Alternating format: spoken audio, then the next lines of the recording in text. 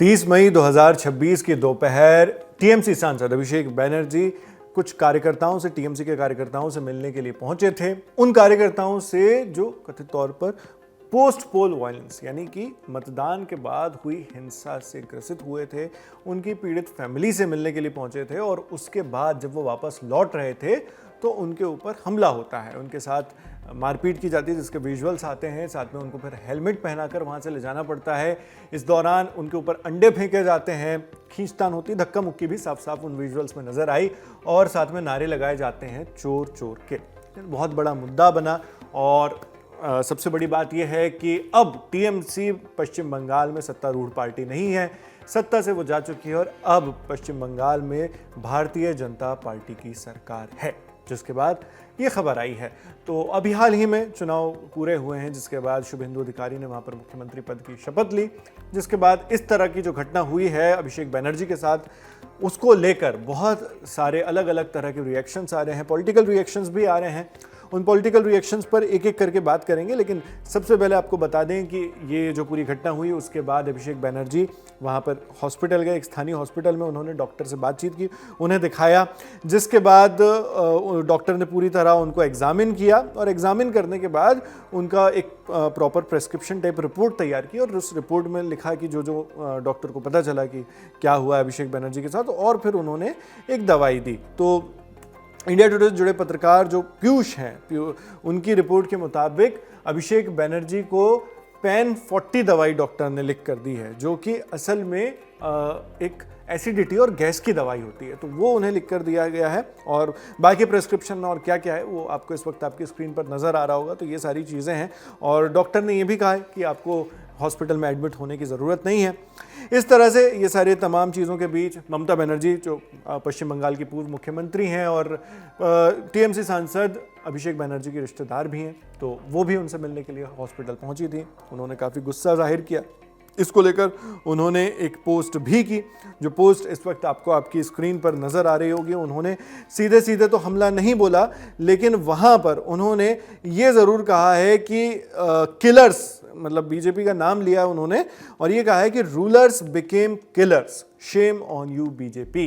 यानी एक तरह से उन्होंने बीजेपी को निशाने पर लेते हुए कि बीजेपी की सरकार ने अभिषेक बैनर्जी पे हमला कराया है और किलर्स यानी मर्डर करने वालों की एक तरह से उन्होंने यहाँ पर उपमा दी है, उसका शब्द इस्तेमाल किया है।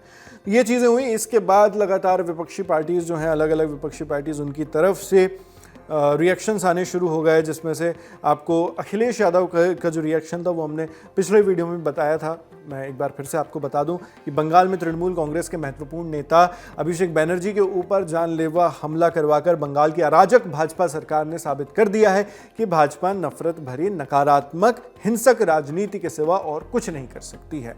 इतने संवेदनशील वातावरण में भी पुलिस की व्यवस्था न होना एक बड़ी साजिश की ओर इशारा करती है। ये अभिषेक बैनर्जी को लेकर अखिलेश यादव ने कहा है और कहीं ना कहीं उन्होंने एक साजिश का आरोप लगाया। इसके बाद कांग्रेस के अध्यक्ष हैं मल्लिकार्जुन खड़गे, उन्होंने भी एक पोस्ट करके इसके ऊपर रिएक्शन दिया, जो आपको इस वक्त आपकी स्क्रीन पर नज़र आ रही होगी। उन्होंने कंडेम किया, यानी निंदा की है इस हमले की। साथ ही अगर आगे बढ़ें तो ममता बनर्जी ने, मैंने आपको बताया कि वो हॉस्पिटल में मिलने के लिए गई थी। इसके अलावा अरविंद केजरीवाल जो आम आदमी पार्टी के कन्वीनर हैं और दिल्ली सरकार के पूर्व मुख्यमंत्री हैं, उन्होंने भी इसी तरह से रिएक्शन दिया, उन्होंने निंदा जताई और साथ में उन्होंने कहा कि मैं अभिषेक बैनर्जी पर हुए इस हमले की निंदा करता हूं, बहुत कड़ी निंदा करता हूं। ये बहुत ज़्यादा चिंताजनक है कि किस तरह से वेस्ट बंगाल में मौजूदा हालात लॉ एंड ऑर्डर को लेकर हो गए हैं।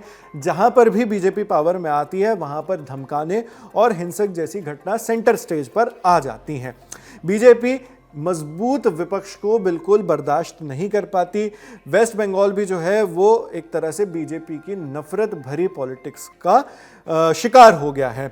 इसके बाद उन्होंने अभिषेक बैनर्जी को, अरविंद केजरीवाल ने अभिषेक बैनर्जी की तारीफ की। उन्होंने कहा कि मतलब मजबूती से खड़े रहने के लिए मैं आपकी तारीफ करता हूं और जो भी फैमिलीज इस में आहत हुई हैं इस ट्रेजेडी से, उनको मैं सपोर्ट करता हूं। ये अरविंद केजरीवाल की बात थी।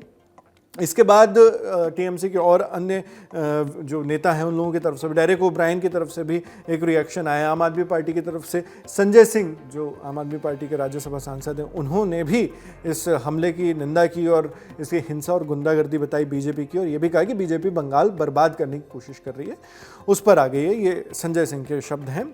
और नेता विपक्ष लोकसभा में जो है राहुल गांधी और कांग्रेस सांसद, उन्होंने भी इसको लेकर रिएक्शन दिया। एक्स पर उन्होंने पोस्ट किया और लिखते हैं वो, सांसद अभिषेक बनर्जी पर सोनारपुर में हुआ हमला बेहद निंदनीय है। एक सांसद पर हमला सिर्फ एक व्यक्ति पर हमला नहीं, ये उस जनता पर हमला है जिसने उन्हें चुना, और उस लोकतंत्र पर है जो हम सब की साझी विरासत है, शेयर्ड हेरिटेज है। ये बीजेपी के बदले की राजनीति का घिनौना रूप है। राजनीतिक मतभेद कभी हिंसा का कारण नहीं बन सकते। केंद्र और पश्चिम बंगाल सरकार दोनों दोषियों पर तत्काल कार्रवाई करें और ये सुनिश्चित करे कि कोई भी जनप्रतिनिधि किसी भी दल का हो अपनी सुरक्षा को लेकर चिंतित न रहे। अभिषेक जी, मेरी संवेदनाएं आपके और आपके परिवार के साथ हैं, आप जल्द स्वस्थ हों। तो ये रिएक्शन था राहुल गांधी की तरफ से, जो कांग्रेस सांसद हैं और लोकसभा में नेता विपक्ष भी हैं। लेकिन यहां पर एक और कॉन्ट्रडिक्टरी बयान सामने आया कांग्रेस की तरफ से। कांग्रेस के एक अन्य नेता अधीर रंजन चौधरी ने, जो पूर्व सांसद रहे और कांग्रेस के लोकसभा में लीडर भी रहे हैं, उन्होंने इसको लेकर कहा है कि the culture that these people have created in Bengal, now they themselves are becoming its victims. यानी जो कल्चर इन्होंने, तरह से मारपीट के कल्चर की वो बात करें, हिंसा के कल्चर की, जो कल्चर इन्होंने यानी टीएमसी ने क्रिएट किया है बंगाल में, उसको लेकर वो अब वापस खुद उसी का शिकार हो रहे हैं, उसी के विक्टिम हो रहे हैं। पहले गुंडाइज्म चलता था जो टीएमसी किया करती थी, और अब ये बीजेपी कर रही है। ये अधीर रंजन चौधरी के शब्द हैं। उन्होंने कहा ये सब कुछ रोका जाना चाहिए, हर किसी को अधिकार है राजनीति करने का, हमारी सारी पार्टीज फ्री हैं और हम सबको आज़ाद है, मतलब, और हम सबको एक यहाँ पर डिग्निटी डेकोरम मेंटेन करना चाहिए। तो ये शब्द थे अधीर रंजन चौधरी के, जो टीएमसी के और ममता बनर्जी के मुखर आलोचक रहे हैं शुरुआत से ही, अभी भी उन्होंने ये सारी चीज़ें कही हैं। और इसके बाद जब ममता बनर्जी अभी स्पीच दे रही थी तो उसमें उन्होंने क्या कहा है उसको लेकर भी कुछ चीज़ें आई हैं। आदित्य ठाकरे, जो शिवसेना यूबीटी के नेता हैं, उन्होंने भी इसको लेकर अपना रिएक्शन दिया है, और साथ में उन्होंने कहा है कि सांसदों की सेफ्टी बहुत इंपॉर्टेंट है, बहुत ज़रूरी है। हालांकि जहां तक मैं इस ट्वीट को पढ़ पा रहा हूं, उसमें उन्होंने डायरेक्ट किसी पे इस तरह से निशाना न साधते हुए कहा है कि ये किस तरह क्यों हो रहा है, मतलब ये देश में इस तरह से नहीं होना चाहिए डेमोक्रेसी में। तो ये आदित्य ठाकरे ने कहा। और उसके बाद जो ममता बनर्जी की स्पीच है, उसकी कुछ डिटेल्स हमारे जो इंडिया टुडे से जुड़े पत्रकार तापस, उनके ज़रिए हम तक पहुँची है। उन्होंने कहा कि बीजेपी हॉस्पिटल पर भी दबाव डाल रही है और इंटेंसिव थेरेपी यूनिट में अभिषेक बनर्जी को एडमिट किया गया है, ये कहा गया।